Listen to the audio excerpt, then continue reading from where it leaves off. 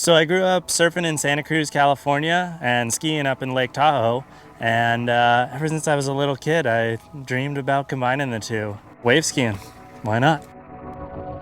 Well, once we made the decision to move forward with the project, the first thing we had to do was figure out what kind of equipment we were going to use. So Cody came up to Whistler last summer and we tried about 10 different kinds of skis, boot, binding systems out on the lake up there, and in the end we decided to go with alpine boots and bindings and 3 different kinds of skis.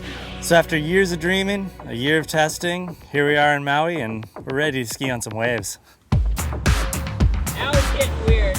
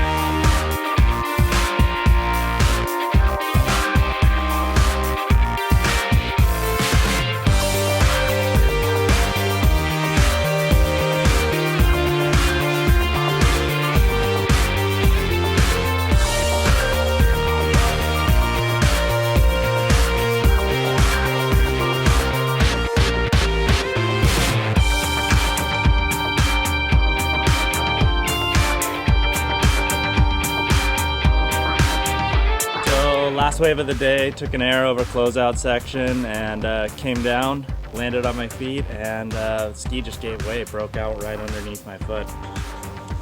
Now we need to figure out how to fix it. Made a little visit to the hardware store, got ourselves nail brackets, duct tape, epoxy, some screws, and we're gonna MacGyver these skis back together.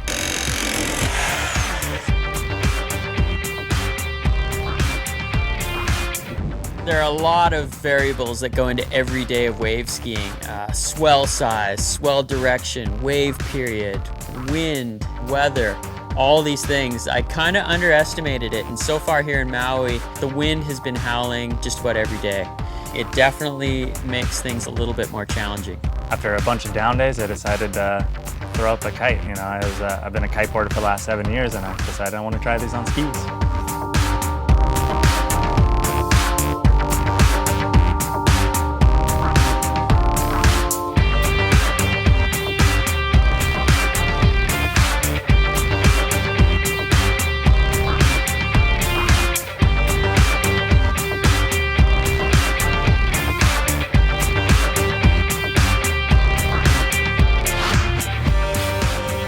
It has definitely worked. I mean, in a half hour, we were out there and already popping tricks and doing loops and stuff. So if we can do that in a half hour, you know, with a little bit of training, a little bit of testing, you could be going a lot further with this.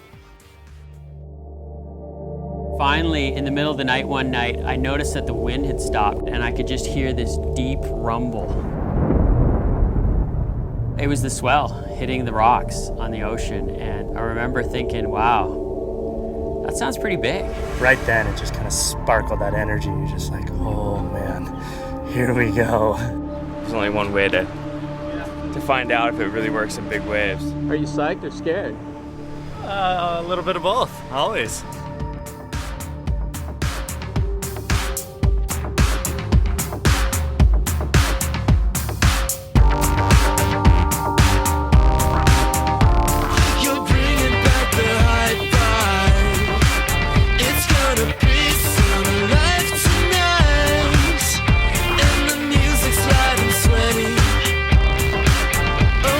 Feeling kinda ready, ready, ready.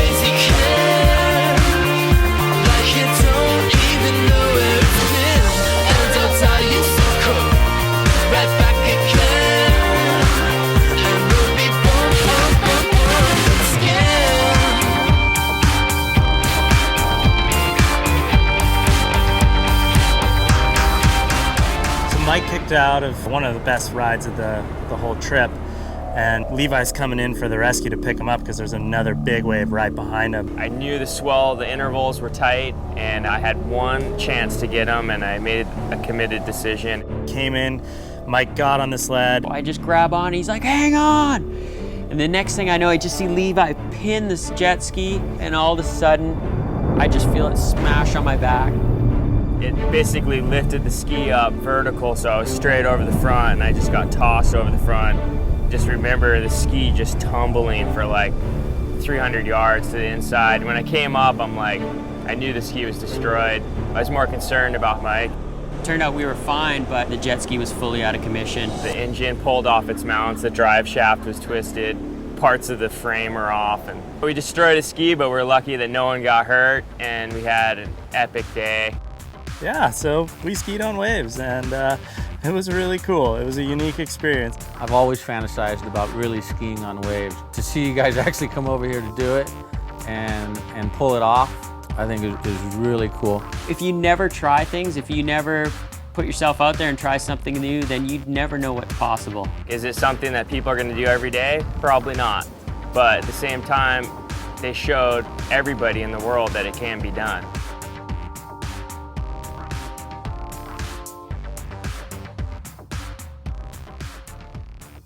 Coming up next time on Solomon FreeSkiG TV, we check in with the Solomon team to find out how the season is going so far.